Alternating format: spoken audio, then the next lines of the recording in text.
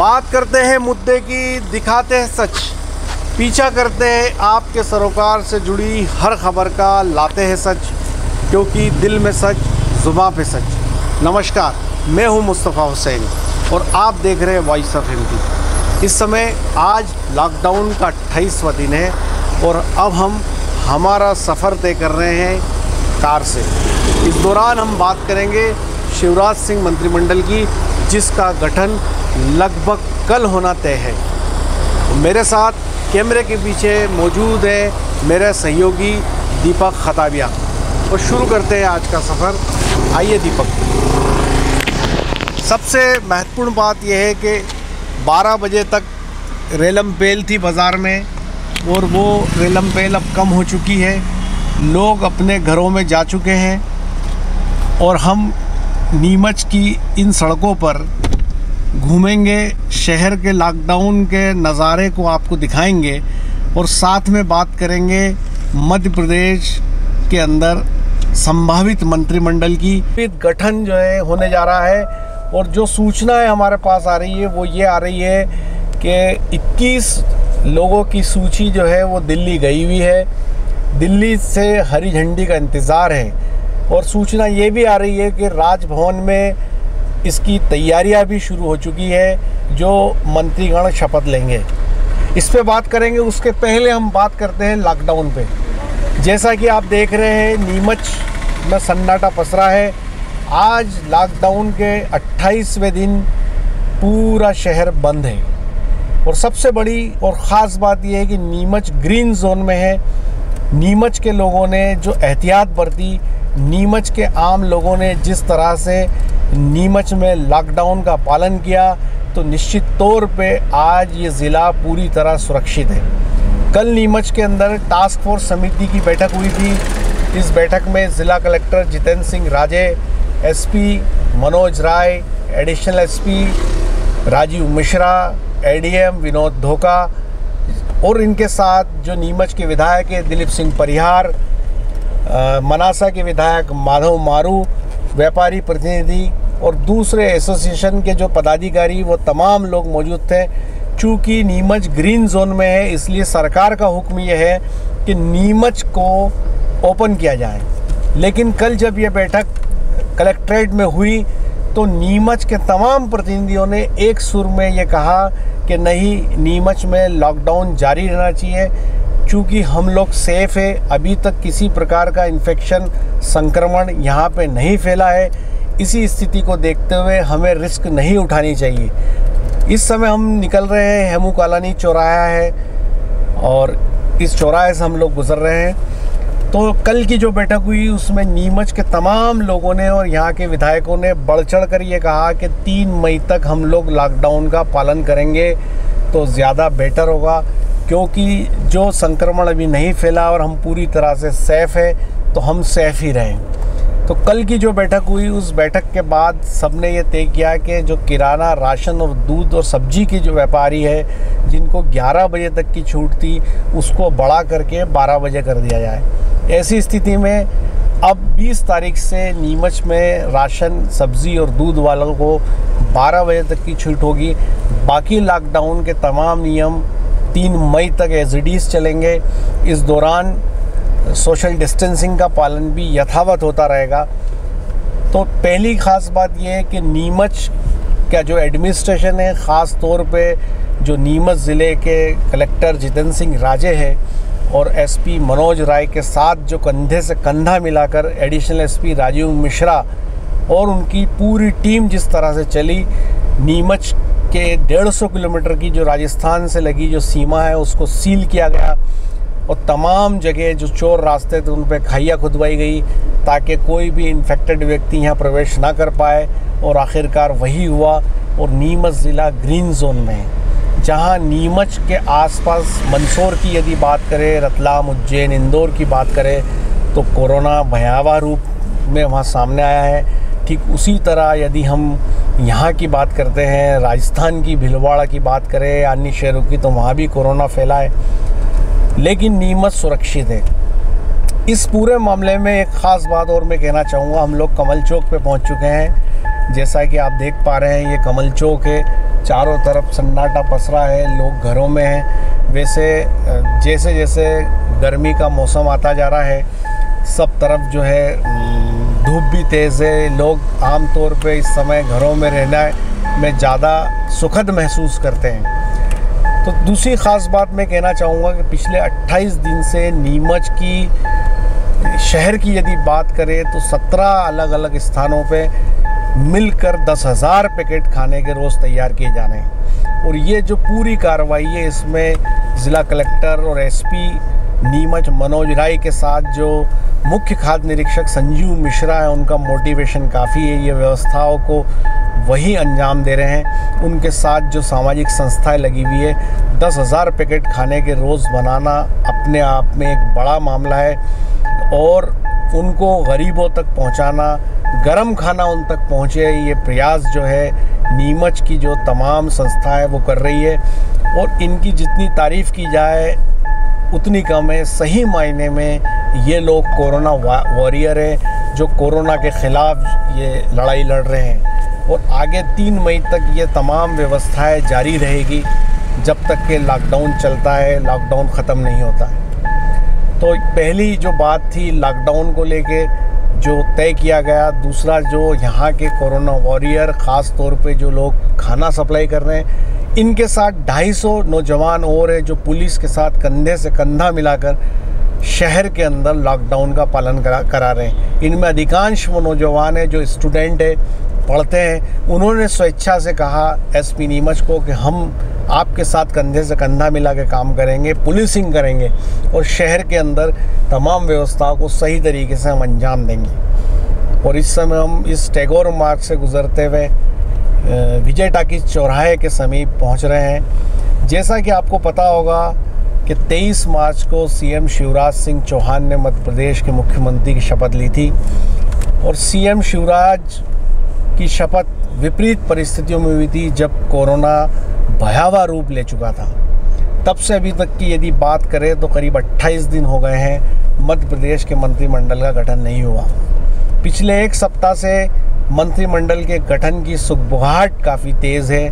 कई तरह की बातें निकल के आई और हमने उन बातों को अपने दर्शकों तक पहुंचाया भी है। अभी जो ताज़ा जानकारी हम लोगों के पास दिल्ली से आ रही है वो ये आ रही है कि 21 लोगों के नाम दिल्ली भेजे गए हैं। ये जो नाम संभावित है, जो हमें पता चले हैं सूत्रों के हवाले से, उनमें यदि भारतीय जनता पार्टी के विधायकों की बात की जाए तो उसमें नरोत्तम मिश्रा है, भूपेंद्र सिंह है, गोपाल भार्गव है, गौरीशंकर बिसेन है। इसके अलावा ये तो कद्दावर लोग हैं। इसके अलावा जो नाम सामने हैं उसमें इसके अलावा भोपाल में 2 प्रमुख नाम है, विश्वास सारंग और रामेश्वर शर्मा, जिनके बीच में द्वंद्व है कि किसको मंत्रिमंडल में शामिल किया जाए। इसके अलावा जगदीश देवड़ा का नाम है, चेतन कश्यप का नाम है, विजय शाह है, राजन शुक्ला जी है, गिरीश गौतम है, केदार शुक्ला है। उज्जैन में 2 लोगों के बीच जंग है, मोहन यादव और पारस जैन में। पारस जैन पहले भी कैबिनेट मंत्री रह चुके हैं, नीमच ज़िले के प्रभारी मंत्री भी रह चुके हैं। अब इन दोनों में से किसका नाम आता है देखना है। इंदौर की यदि बात करें तो मालती गौड़ और रमेश मेंदोला में टक्कर है। रमेश मेंदोला जहां एक तरफ कैलाश विजयवर्गीय की पहली पसंद है, तो वहीं मालती गौड़ शिवराज सिंह चौहान की पहली पसंद है। और इंदौर में रार पुरानी है। अब इन दोनों में से कौन मंत्री बनेगा देखना होगा। तो ये संभावित नाम भारतीय जनता पार्टी के जो मैंने आपको बताएं। इसके अलावा 10 वो नाम है जो सिंधिया समर्थक है, जिनमें प्रमुख नाम जो गोविंद सिंह राजपूत। ये इस समय हम सीआरपीएफ के गोल चौराहे पे पहुंच गए हैं और आप देख रहे हैं पुलिस बंदोबस्त यहाँ लगा हुआ है, साथ में वॉलंटियर्स भी मौके पे लगे हुए हैं। चारों तरफ सन्नाटा पसरा है। ये टिकटॉक चौराहा है जहाँ पे नौजवान शहर के अपना वीडियो बना के वायरल करते रहे और उस पर पुलिस की बड़ी कार्रवाई भी हुई थी और वो नौजवान गिरफ्तार भी हुए थे जो जान जोखिम में डाल रहे थे। तो ये अब सीआरपी रोड यहाँ से शुरू होता है, जिसको सामरिक महत्व की सड़क भी कहा जाता है, क्योंकि आगे जो है सीआरपीएफ है और फौजी छावनी है और यहीं पे सारे वरिष्ठ प्रशासनिक अधिकारियों और जो जुडिशली के अफसर हैं उनके बंगलों यहाँ बने हुए हैं। तो अगर ज्योतिरादित्य सिंधिया खेमे की बात करें तो गोविंद सिंह राजपूत, तुलसी सिलावट, महेंद्र सिंह सिसोदिया और इसके अलावा इमरती देवी का नाम प्रमुखता से है। और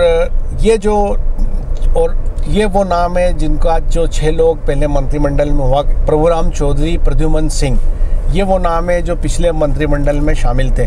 3 नाम और है सिंधिया समर्थकों में, वो है हरदीप सिंह डंग, ऐदल सिंह कंसाना और बिसाऊ लाल सिंह। हरदीप सिंह डंग 2 मार्च को अपना बर्थडे मना के 3 मार्च को घर से मां से विदा लेके निकले थे। उसके बाद वो पहले व्यक्ति थे जिनका इस्तीफ़ा सबसे पहले वायरल हुआ, जिनका नाम सबसे ज़्यादा चर्चाओं में आया और आखिरकार वो 15 दिन बाद बेंगलुरु में प्रकट हुए थे। तो ये जो नाम थे जिसमें इमरती देवी, तुलसी सिलावट, गोविंद सिंह राजपूत, महेंद्र सिंह सिसोदिया, प्रद्युमन सिंह, हरदीप सिंह डंग, ऐदल सिंह कंसाना, प्रभुराम चौधरी और बिसाऊ लाल सिंह, ये 10 नाम सिंधिया समर्थकों के हैं जिनकी ये संभावना मानी जा रही है कि ये तमाम लोग जो है मंत्रिमंडल में इन 21 नामों में इनका नाम शामिल है। सूत्र ये भी बता रहे हैं कि ये नाम 21 की जगह 22 और 23 भी हो सकते हैं। वैसे जो सदन की संख्या है वो 206 है, उस स्थिति में 28 लोगों को मंत्री बनाया जा सकता है। अब फिलहाल जो लगता है, जो सीएम शिवराज है वो अपना मंत्रिमंडल पहले वो एक सीमित मंत्रिमंडल बनाना चाह रहे थे जिसमें वो 10 से 12 लोगों को रखना चाह रहे थे, लेकिन फिर ये खबर आई कि महाराज सिंधिया ने साफ तौर पे कह दिया है कि आपको जितने लोग बनाने हो आप बनाइए, लेकिन हमारे जो लोगों के बीच तय हुआ है, जो हमारे लोग मंत्री बनाए जाने का वादा किया है, उनको तो आपको मंत्री बनाना ही पड़ेगा। उसी के मद्देनज़र फिर एक बार मंत्रिमंडल का जो गठन है वो टला था और अब फाइनली जो सूचना आ रही है कि 21 से 23 लोगों का मंत्रिमंडल बनेगा, उसमें ये संभावित नाम है। अब यदि हम नीमच मंदसौर की बात करें तो नीमच मंदसौर से जो विधायक है इनमें से 2 नाम साफ तौर पे सामने आ रहे हैं। एक तो हरदीप सिंह डंग जो कांग्रेस से भारतीय जनता पार्टी में आए हैं और दूसरा नाम जगदीश देवड़ा का है। जगदीश देवड़ा पहले भी 10 साल तक कैबिनेट मंत्री रहे, परिवहन और गृह विभाग जैसे महत्वपूर्ण डिपार्टमेंट की उन्होंने जवाबदारी संभाली। पिछली सरकार में ज़रूर वो मंत्री नहीं बनाए गए थे, लेकिन अभी वे प्रोटेम स्पीकर भी हैं। गाए बगाए जगदीश देवड़ा का नाम मध्य प्रदेश में स्पीकर के रूप में भी आता रहा है। वहीं एक नाम यशपाल सिसोदिया जो विधायक मंदसौर से 3 बार के विधायक है, तीसरी बार 2 बार नगर पालिका अध्यक्ष भी रहे। ये हम लोग इस समय CRPF चौराहे पे पहुंच चुके हैं और सामने आप देख रहे हैं फौजी छावनी है CRPF की, और ये सड़क जो है किलेश्वर मंदिर की ओर जाती है। हमारे सीधे हाथ की तरफ CRPF के अफसरों के बंगलो है और उल्टे हाथ पे यदि देखें तो पुलिस कप्तान मनोज राय, ADM, आगे SDM और तमाम अधिकारियों के यहाँ बंगलो है। इस समय ये सड़क पूरी तरह सूनी है, सन्नाटा पसरा है। लॉकडाउन के चलते लोग अपने घरों में, चूँकि यहाँ अधिकारियों के बंगलो है इसलिए आम तौर पे यहाँ भीड़ भाड़ होती नहीं है। जो लोग बगाना रेलवे स्टेशन या किलेश्वर मंदिर जाते हैं उनकी आवाजाही ज़रूर इस सड़क से होती है। और ये जो SDM नीमच SL शाख के बंगले के सामने से हम लोग निकल रहे हैं और ये CRPF का जो गेट है, जो ये मेहता स्टेडियम की तरफ ये गेट जाता है। आमतौर में वालों का मेहता स्टेडियम से काफ़ी पुराना नाता रहा है। और अब हम सेंट्रल स्कूल की तरफ मुड़ेंगे। तो बात चल रही थी यशपाल सिसोदिया पे। यशपाल सिसोदिया मालवा में उनका नाम एक जागरूक विधायक के तौर पे आता है और ऐसे विधायक हैं जो हमेशा चर्चाओं में रहते हैं, अपने सोशल मीडिया पे काफ़ी वो एक्टिव रहते हैं और कुछ ना कुछ मुद्दे जो है कांग्रेस के ख़िलाफ़ वो हमेशा उठाते रहे हैं। जब 15 महीने अगर भारतीय जनता पार्टी की सरकार की बात करें, कांग्रेस की सरकार की, कमलनाथ सरकार की, तब वे एक ऐसे विधायक थे जो लगातार सुर्खियों में रहे और कमलनाथ सरकार की खामियों को हमेशा उठाते रहे। सेंट्रल स्कूल के सामने से हम गुजर रहे हैं, नीमच का पुराना स्कूल। इसी स्कूल से पढ़ के आबिद नीमच वाला निकले हैं जो इस समय विप्रो के CEO है। यहीं से उन्होंने अपनी प्रारंभिक शिक्षा दीक्षा की थी और आज देश में आबिद नीमच वाला का बड़ा नाम है और इस स्कूल से ने ऐसी शख्सियत दी है जिसका नाम देश में ही नहीं दुनिया में इज्जत से लिया जाता है। और आबिद नीमच वाला को हम सब लोग भी करीब से जानते हैं क्योंकि वे हम लोगों के भी बाल सखा रहे, साथ में इन नीमच की सड़कों पर घूमे। यशपाल सिसोदिया की भी बात करें तो तेज तर्राट विधायक है, इसलिए उनका नाम भी स्पीकर के तौर पे सुर्खियों में आ रहा है। ये ब्रह्मा कुमारी ईश्वरी विश्वविद्यालय का सेंटर है, जहाँ पे आराधना और इबादत का दौर इस समय भी चल रहा है। यशपाल सिसोदिया का नाम स्पीकर में इसलिए लिया जा रहा है कि जो मध्य प्रदेश विधानसभा की जो स्थितियाँ है वो बड़ी नाजुक है।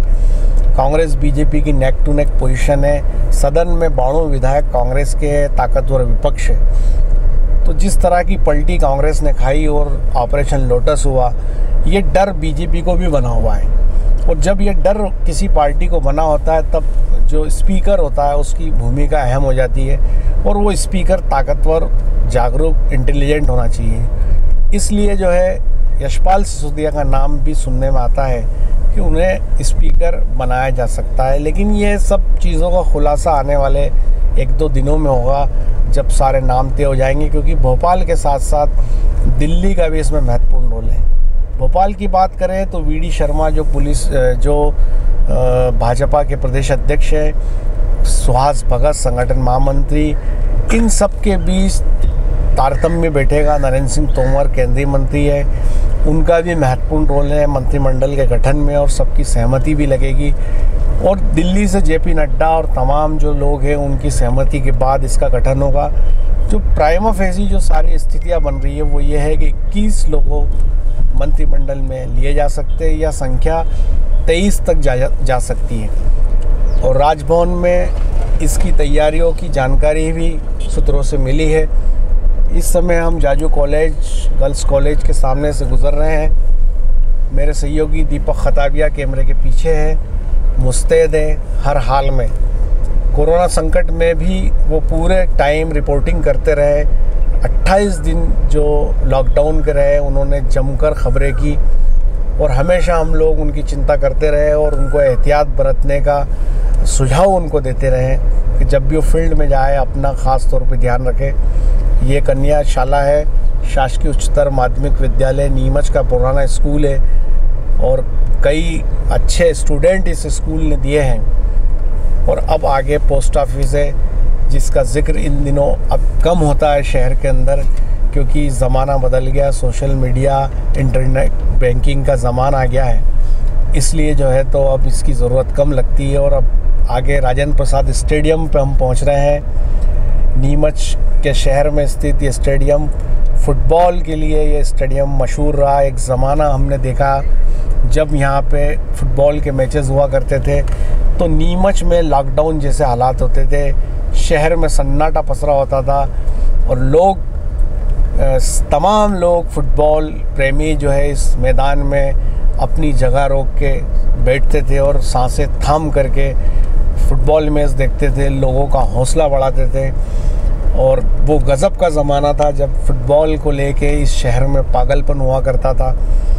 चूँकि वक्त और हालात बदले हैं, सोशल मीडिया आ गया, तो धीरे धीरे जो मैदानी खेल हुआ करते थे उनसे आने वाली नौजवान पीढ़ी जो है वो उनका जो है रुख उसकी तरफ कम हो गया। नहीं तो एक ज़माने में शहर में आम तौर पे लोगों में फ़ुटबॉल का जुनून होता था, और इस शहर ने कई नामचीन फ़ुटबॉल खिलाड़ी दिए जिनका नाम पूरे हिंदुस्तान में तहज़ीब से लिया जाता है। और जब उनका नाम आता है, चाहे वो साहू साहब हो, चाहे कालू सैनी हो, ऐसे तमाम जो लोग बड़े और शानदार खेल के लिए इस देश में जाने जाते हैं। ये स्टेट बैंक ऑफ इंडिया जहाँ से हम गुज़र रहे हैं, मेरे सीधे हाथ की तरफ, बाईं हाथ की तरफ दशहरा मैदान है जहाँ रावण जलता है, और इस समय पूरा देश कोरोना रूपी इस रावण को जलाने की तैयारी में है। और हम लोग इसीलिए लॉकडाउन किए बैठे हैं, और उसके लिए नीमच ने जो हौसला, साहस और हिम्मत दिखाई है, जो पेशेंस दिखाया है, जो नीमच ने जो दम दिखाया है, उसकी जितनी तारीफ़ की जाए उतनी कम है। नीमच के लाखों लोग, पूरे ज़िले के लाखों लोग कंधे से कंधा मिलाकर कोरोना के ख़िलाफ़ जंग लड़ रहे हैं। ख़ास तौर पे इस जंग को खेरली के अंदर जब 2 बच्चे जिन्होंने अपना गुल्लक तोड़ के जो 5060 रुपये जो उनके गुल्लक की कमाई थी, जो उन्होंने इकट्ठा किया था, वो उन्होंने डोनेशन कर दिया और ये कहा कि ये रुपया उन लोगों को दे दिया जाए जो गरीब लोग हैं। और वापस से जो है हमारी जो सवारी है वो विजय टाकी चौराहे पे पहुंच चुकी है। और जैसा कि आप देख पा रहे हैं, ये पहरे पे पुलिस मुस्तैद है, काम में लगी है, 24 घंटे चौकसी बरते हुए है और इस बात के प्रयास कर रही है पुलिस के लॉकडाउन का लोग पालन करें, घरों में रहें। शहर में जैसे जैसे 11 बजे के बाद का टाइम आगे जाता है, सन्नाटा बढ़ता जाता है, केवल पुलिस की गाड़ियां ही शहर की सड़कों पे दिखती है।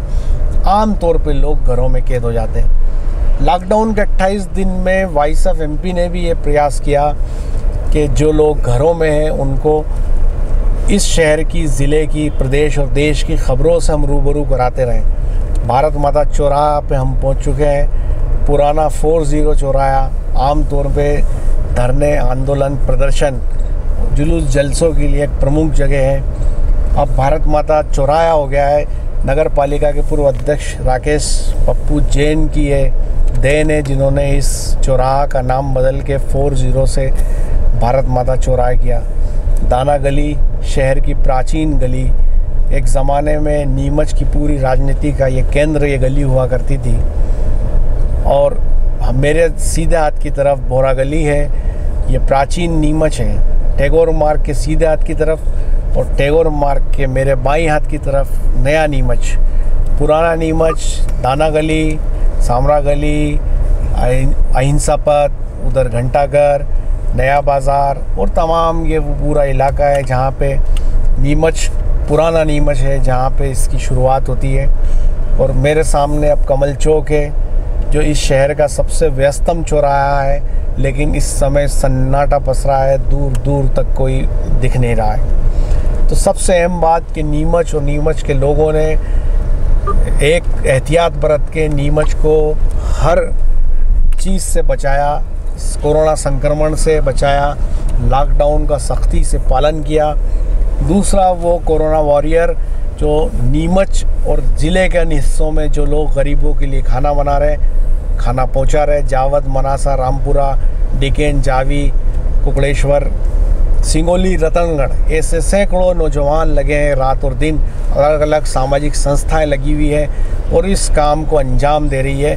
और वो तमाम लोग 28 दिन से खाना खिला रहे हैं। दूसरे, वो लोग जो इस मेडिकल एड में लगे, ख़ास तौर पे वो डॉक्टर जिन्होंने कोरोना की परवाह नहीं की, लॉकडाउन की परवाह नहीं की और उन्होंने रात दिन जो है मरीज़ों को देखा, जिसमें कई जो शहर के जो डॉक्टर है वो और ग्रामीण क्षेत्र में जो आरएमपी डॉक्टर है, उन लोगों ने भी इस दौरान काफ़ी काम किया। उनकी सराहना जितनी की जाए उतनी कम है।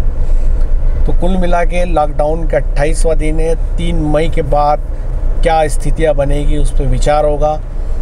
हमारा ये प्रयास है, हमारी टीम का ये प्रयास है कि लॉकडाउन के दौरान जब लोग घरों में हैं तो हर खबर को उनसे को रूबरू कराया जाए, हर खबर उन तक पहुंचाई जाए, ताकि उनको घर में रहने के बावजूद भी वो किसी खबर से महरूम ना रहे।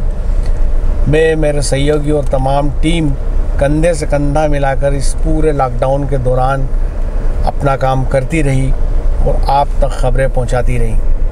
तो ये थी प्रमुख बात। मंत्रिमंडल की संभावना है कल सोमवार को मध्य प्रदेश में 28 दिन बाद शिवराज सिंह कैबिनेट का गठन हो जाएगा और उसके बाद व्यवस्थाएं सुचारू होगी। हेल्थ मिनिस्टर काम करने लगेंगे, अन्य मंत्री काम करने लगेंगे, तो प्रदेश में व्यवस्थाएं बदलेंगी। तो ये था हमारा सफ़र जो हमने आज शुरू किया और आपको इन खबरों से रूबरू कराया। आपको यदि हमारी खबरें अच्छी लगती, हमारे वीडियो अच्छे लगते हैं तो हमें YouTube पे सब्सक्राइब करें, लाइक करें और यदि आप किसी मुद्दे पर खबर देखना चाहते हैं तो हमें ज़रूर बताएं। मेरे सहयोगी दीपक खदाबिया के साथ मुस्तफ़ा हुसैन।